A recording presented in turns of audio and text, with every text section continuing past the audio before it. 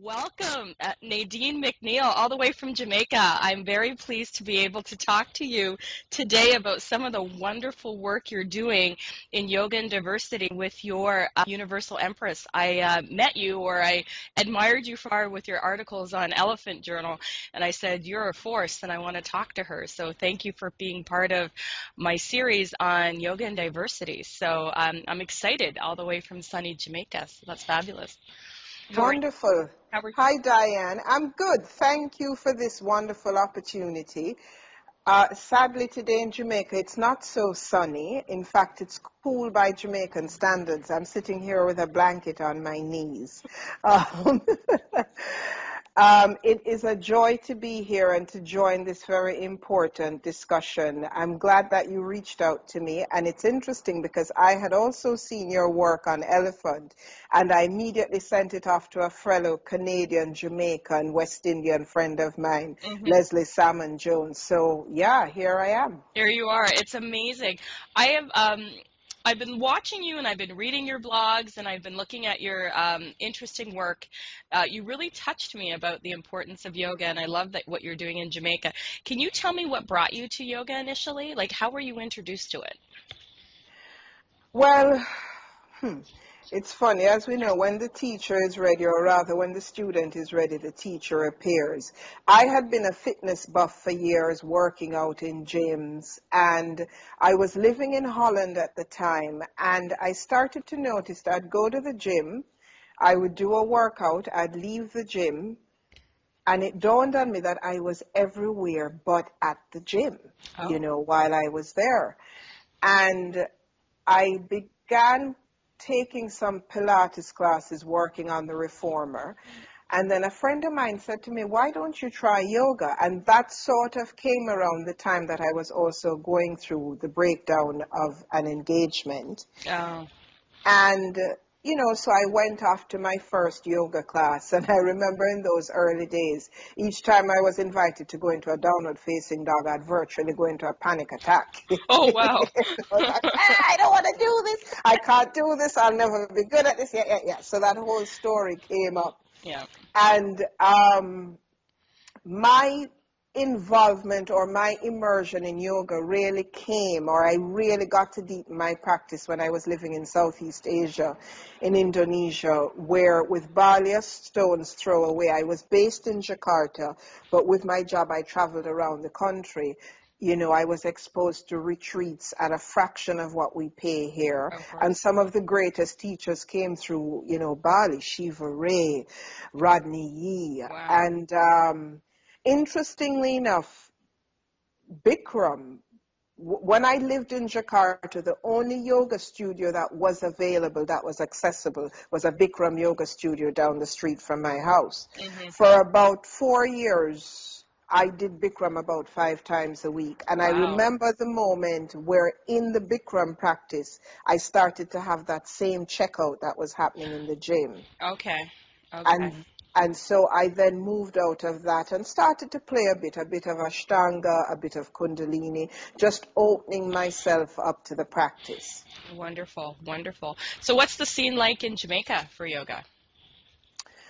The scene of yoga in Jamaica is pretty interesting, which tells you nothing. Very diversified.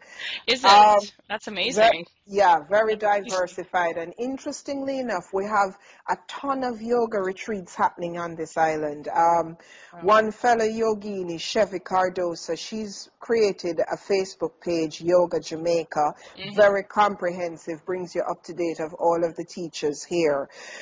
Our yoga in Jamaica for the moment is concentrated in Kingston. Sadly, earlier on this year, we lost one of the main studios, Shakti Mind Body Fitness, started by Sharon Fiani. And that really mainstream, or Sharon and Shakti really mainstreamed yoga in Jamaica and Kingston. Wow. There's also Yoga Angels, an established studio that offers teacher trainings, and you have several individual teachers that do, private practice. Gyms, same thing that's happening in the States, where you have a lot of gyms that are offering some element of yoga.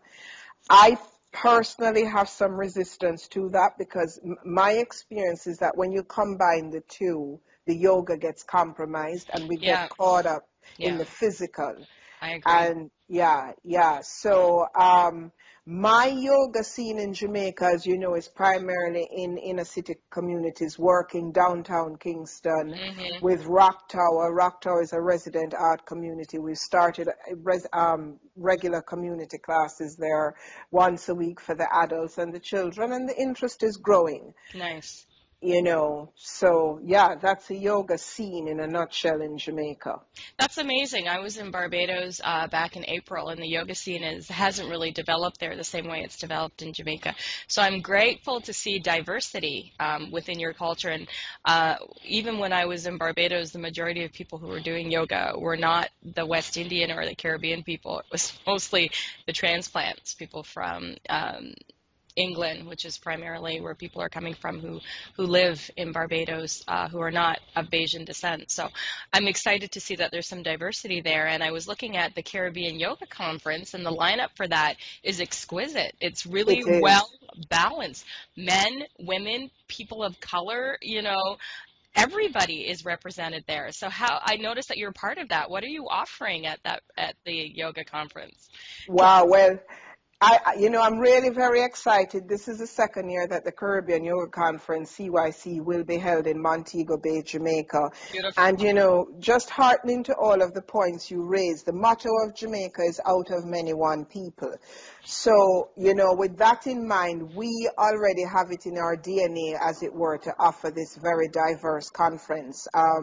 You would see that we have a huge lineup of men. There tend to Yes. be mainly women in the yoga scene. Yeah. And, just to sidetrack a bit, interestingly enough, yoga in Jamaica, and that's changing, has been somewhat stratified purely on the basis of economics. So, Right. yoga Right. started in the what we call uptown communities, and you had primarily women turning out there. And then I go downtown with yoga, and it's mainly the men that show up, and I go, whoa, this is interesting. This is very And interesting. yeah, very, very interesting. So coming back to the Caribbean Yoga Conference, my involvement with it is mainly from the Savor standpoint. Hmm. I will be, prior to the conference, we'll be doing some pre-immersion workshops in Treasure Beach. I'm very, very honored to be co-teaching alongside, Billy Sadia from the Africa Yoga Project, and just an Fantastic. incredible force. Billy Yes. and I met in Kenya through his partner, Paige Ellinson, and we are very, very honored that we're going to have what I call from the motherland to the daughterland, because there is a connection, you Absolutely, there know. is all through the West Indies, for sure. Exactly, For sure. exactly. That's where our Uh, heritage is. exactly. And our workshop there, which will kind of take us into CYC, is about how do we show up to serve in communities from a place of connectedness. Love that. Because so many of us, and I've seen this in the NGO world, I've seen this in the UN world, where we go in to lend help without even checking in with the people. Well, A, what is it they really need? And Right. B, what is it that we're really feeling as we show up in those For communities? sure. Because consciously or not, our trauma is what actually activates our activism, Yes. Yes. and I remember doing Off the Mat a couple of years ago. I think I did that at Omega with Sean Cornhalla and Sue Sterling.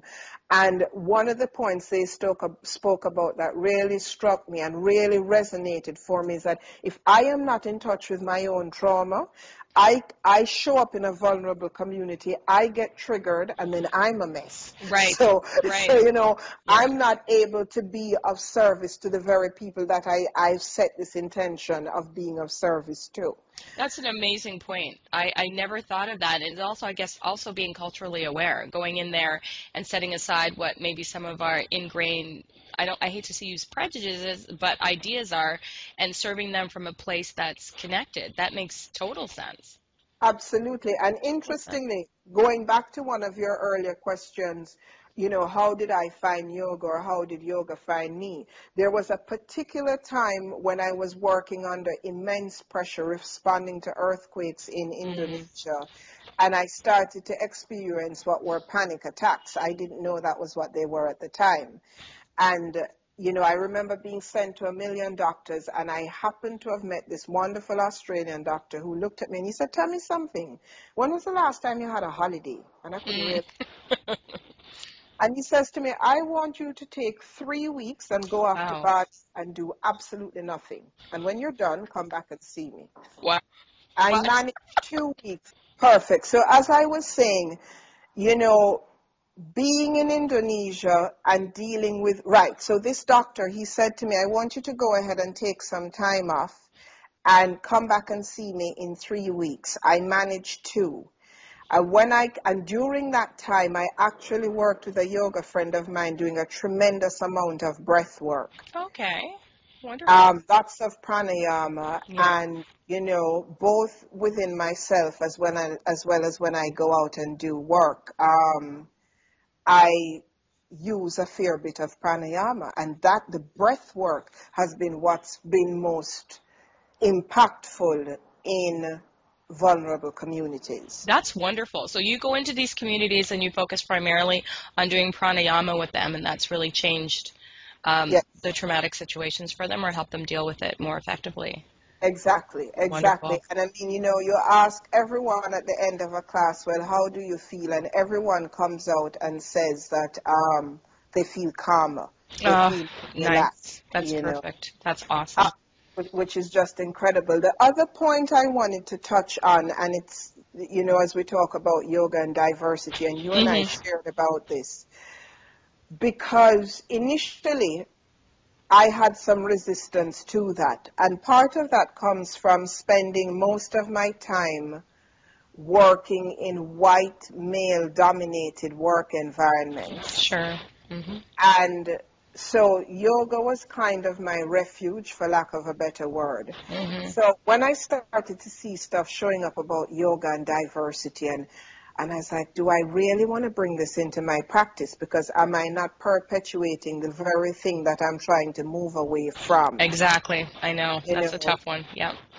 and I really have to acknowledge you, because it's through our dialogue that I've managed to see the distinction. And in fact, Leslie Salmon Jones, who I also mentioned to you, she does Hmm. some work around this, where looking at the yoga and looking at the issues that affect people of African descent. Sure. Let's Yeah. look at it from a health perspective, Hmm. and how the yoga can help us to deal with things like obesity, Hmm. diet, blood pressure, all of these issues, as well as just owning ourselves and coming into who we are as a people. Because much of what we grew up with kind of erases that psyche, either consciously or subconsciously. Yes. Yeah. And we don't realize the extent or the impact of that until, we get slapped in the face by life. It's true. And I think of a lot of that. I've been looking at that in my own world and how I perceive myself, how I walk this earth, how I, as a Black Canadian, as a Caribbean Canadian, a lot of that stuff is conditioned in your root chakra, right? This is conditioning that Exactly. we've learned and that we've held on to, and we go forth in life and we're still holding on to these ideas that are A, maybe no longer true, B, no longer relevant, and C, yoga is the path to self-awareness, right? So now we learn that these things are pre-programmed, and as much as they're pre-programmed, we can unprogram them to better deal with our life, because these constructs don't necessarily work in 2012, 2013. They never worked Absolutely. before, They but never worked from day one. but we were in deep denial about that, and we're out to people please, right? And we're out, and so finding, being aware of self is not being selfish, right? Like taking care of Exactly. self is not being selfish. That's how we change the world. And I wanted to talk to you a little bit about your Universal Empress, which I love, right? That was the And big draw. And your quote sticks in my mind, and I love it so much. An evolution agent committed to global transformation. I mean, that's gorgeous. Tell me about that. I watched your videos on your website, universalempress.com, and I thought, what an incredible way to look at the world, global transformation. What a wonderful, wonderful cause, a wonderful idea, a wonderful path to walk on. Tell me a little bit about it. Sure. You know, I'm often asked in interviews, how did you come up with that name, Universal Empress? And, Love you it. know, Jamaican by birth, I have lived in about 15 different countries in my lifetime. Wow. And, you know, so while Jamaica is intrinsically in my heart, who I am is a makeup of all of those countries that I've lived in. Yeah. You know, I've created the world within. And I sort of felt that rather than call myself a gypsy, something about being an empress was more respectable. True. I think sometimes negative connotations are attached to gypsy, unfairly so, right? Unfairly so, you Yeah. know, Yeah. unfairly so. Yeah. And, you know, the truth is, Diane, my experience of the world, even before we set off with this lofty ideal of trying to fix the world, how do I make right or true with self, Hmm. with my family, with my community, with my neighborhood? And then that creates a rippling effect all the way out into the world. Wonderful. So, you know, you know, in my travels, and, you know, I work in places like in continents like Africa, and, you know, it's very humbling for me because, especially being of African descent, it's only a matter of fate that I ended up in one part I of the agree. world, That's how I you feel too. know, Yep. separate. And Yep. it's one of the things I say unapologetically to anyone, but particularly to people of color. When you have an opportunity, because it's not if, we have opportunities because we buy shoes and cars and all sorts of things. Right. Yeah? Yes. You make part of your initiation a trip to Africa, anywhere you choose. Right. Yeah? Yeah. Because I remember my first time going to Africa, my entry was Kenya. Hmm. And there is a part of me that I can't quite articulate, but I came home. I was like, I you understand. know, Yeah. and particularly because I didn't grow up in Jamaica. I spent a great part of my life living in Holland. I remember when I moved to Sudan and I saw black babies. I was shocked because I didn't grow, you know, for the last Yeah. 10 years, I didn't see black babies, Right. Yes. you Yeah. know, and it's like, Yeah. whoa, you know, so I digress a bit. Coming back to your question about Universal Empress and being that evolution agent, because as I evolve, the world around me evolves. Hmm. And if I need to be the catalyst. Gandhi said it, we've heard it a million times. Be the change that I wish to see in the world in all areas of my life. Absolutely. That's amazing. Fantastic. I love it. Yeah. Thank you. Thank you. So tell us what's next for Nadine on her travels. What's coming up for you? There's the Caribbean Yoga Conference, which I'm excited to attend.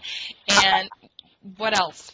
What else? Well, I'm thrilled that you're going to be here for the Caribbean Yoga Conference. We do have at Rock Tower, the resident artist community downtown that I'm doing work with, we're having an open house this Sunday, the 9th of December. We will be offering a yoga trance dance vibe, which I've never taught in Jamaica before. Fun. And it's funny because on one level, while we're very expressive as a people, our clothes, our fashion, our music, Hmm. whether or not we'll be vulnerable enough to sink into trance Will be an interesting, will yeah. be an interesting journey. I Yeah. mean, what's next for Nadine McNeil and I guess Universal Empress is just continuing to step out of my comfort zone. Wonderful. Um, There is a book on the horizon. There is a blog radio show on the horizon. Nice. Following CYC, I head to Bali for the Bali Spirit Festival in March. I believe that's 20 to 24 March 2013. And, you know, for more information as to what I'm up to, universalempress.com. Please go ahead and like the Facebook page. And Absolutely. yeah. Wonderful. I want to thank you so much. I am thrilled and honored to have spent time with you. Don't you love technology? Oh, I do. I do. I do. And I it's absolutely everywhere. do. And it's everywhere. Thanks so much, Miss Nadine. And you can Oh, again catch Nadine on universalempress.com. You can also catch her at the Caribbean Yoga Conference, and that's in Jamaica. The date on that again is? The date on that is 31 Jan to 3 Feb. We also have pre-immersions happening starting from 26 February in Treasure Beach, Jamaica, which is a beautiful, beautiful, unspoiled part of Jamaica in St. Elizabeth. And for more information on everything we're up to there, CaribbeanYogaConference.com. Wonderful. Lots of love, Dianne, Lots and I of look love forward to to you. seeing you soon. Namaste. Namaste. Thanks, Okay, Nadine. ciao, Ciao. bye-bye. Bye.